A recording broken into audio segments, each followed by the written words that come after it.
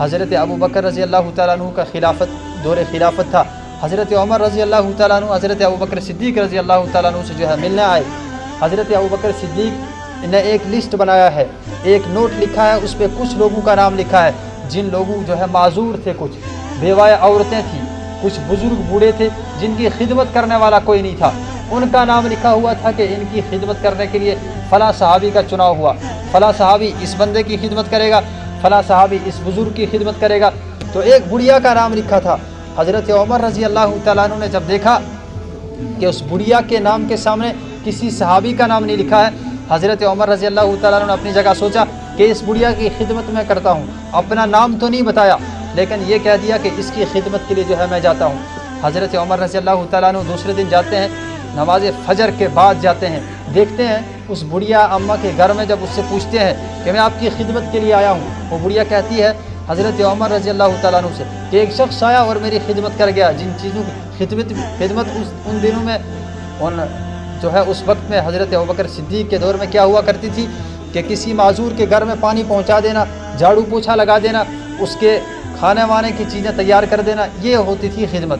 حضرت عمر رضی اللہ تعالیٰ عنہ نے جب دیکھا کہ خدمت ہوئی ہے, دوسرے دن حضرت عمر رضی اللہ تعالیٰ عنہ فجر سے پہلے, نماز تہجد سے بھی پہلے چلے گئے. دیکھا کہ اس بڑھیا اماں کے پاس جب پہنچے, بڑھیا اماں سے پوچھا کہ اماں آپ کی خدمت کے لیے آیا ہوں. اس نے کہا واپس حضرت عمر رضی اللہ تعالیٰ عنہ نے کہ آج بھی میری خدمت ایک بندہ آیا کر کے چلا گیا, وہ بھی عمر بن خطاب تھے. حضرت عمر رضی اللہ تعالیٰ عنہ سوچنے لگے کہ ایسا کون شخص ہے جو کہ اتنی سویرے آتا ہے اور آدھی رات کو آ کے ہی خدمت کر کے چلا جاتا ہے. اور بڑھیا اماں سے پوچھا کہ وہ کیسا شخص ہے, آپ کی کوئی اس کو پہچان سکتی ہو؟ حضرت عمر رضی اللہ تعالیٰ عنہ سے ان بڑھیا نے کہا کہ میں اس کو پہچان تو نہیں سکتی ہوں, لیکن جب وہ آتے ہیں اور مجھے کہتے ہیں کہ اماں پردہ کر لو, میں دوسرے کمرے میں چلی جاتی ہوں, وہ میرا سارا کام کر کے چلے جاتے ہیں. تیسرے دن حضرت عمر رضی اللہ تعالیٰ عنہ نماز عشاء کے بعد ہی جا کے بیٹھ گئے, پوری رات وہاں بیٹھے رہے. اور جب دیکھا کہ ایک شخص آ رہا ہے اور آہستہ آہستہ آ رہا ہے, حضرت عمر رضی اللہ تعالیٰ عنہ نے کہا کون ہو؟ ابو بکر صدیق رضی اللہ تعالیٰ عنہ نے کہا کہ میں ابو بکر صدیق ہوں. دیکھا کہ ننگے پاؤں چل کے آئے. حضرت عمر رضی اللہ تعالیٰ عنہ نے فرمایا امیر المؤمنین آپ, اور اس طرح ننگے پاؤں چل کر آئے. حضرت عمر رضی اللہ تعالیٰ نے فرمایا کہ آپ کے پاس جوتے ہے ہی نہیں, یا جوتے پہن کر نہیں آئے؟ حضرت ابوبکر صدیق رضی اللہ تعالیٰ عنہ نے کہا جوتے تو میرے پاس ہیں, لیکن میں جوتے پہن کر اس لیے نہیں آیا کہ میرے جوتوں کی چلنے کی آواز سے لوگ سوئے ہوئے ہیں, ان کی نیند میں خلل نہ آ جائے, اس لیے میں جوتے پہن کر نہیں آیا. اور آہستہ آہستہ چل کے آئے.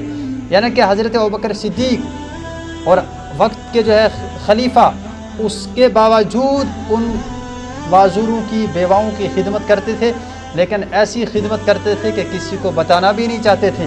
حضرت عمر رضی اللہ تعالیٰ عنہ نے ایسی خدمت کی, اپنی جو ہے رعایا کی, ایسی خدمت کی کہ اپنا کوئی اعمال, کسی اعمال کا اظہار نہیں کیا. ہمارے اسلاف نے ایسی خدمتیں کی, ایسے کام کیے